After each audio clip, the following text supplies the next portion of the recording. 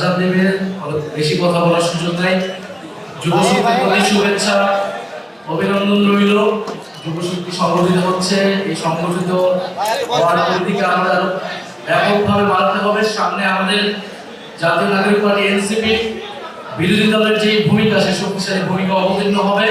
সেটা শুধু সংসদে নয়, সেটা রাজপথে। আমাদের অবশ্যই বিচার সংস্কারের দাবিতে অটল থাকতে হবে। 1400 মানুষকে হত্যা করা হয়েছে, 30,000-এর উপরে আমাদের ভাই বোনেরা আহত আছে। সেই আহত ভাই বোন এবং শহীদদের সেই হত্যার বিচার আমরা আদায় করে ছাড়বো ইনশাআল্লাহ। শহীদ ওসমান হাদি হত্যার বিচার আমরা আদায় করে ছাড়বো ইনশাআল্লাহ।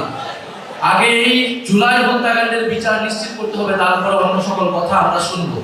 দ্বিতীয়ত হচ্ছে, অন্তর্বর্তী সরকারের সময় অনেকগুলো অধ্যাদেশ জারি করা হয়েছিল। যে অধ্যাদেশগুলোকে অনুমোদন দেওয়ার দায়িত্ব হচ্ছে এই বর্তমান যে সংসদ অধিবেশন হবে সেই সংসদের সকল অধ্যাদেশকে অনুমোদন করা হবে। এটা আমরা আশা করব সরকার দল বিরোধী দল সবাই সেই জায়গায় সম্মত হবে।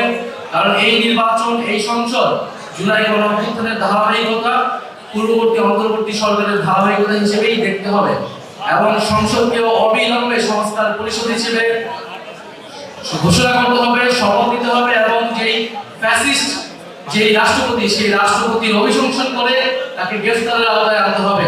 আমরা কোনো ফ্যাসিস্টের চিহ্ন এ বাংলাদেশে রাখবো না।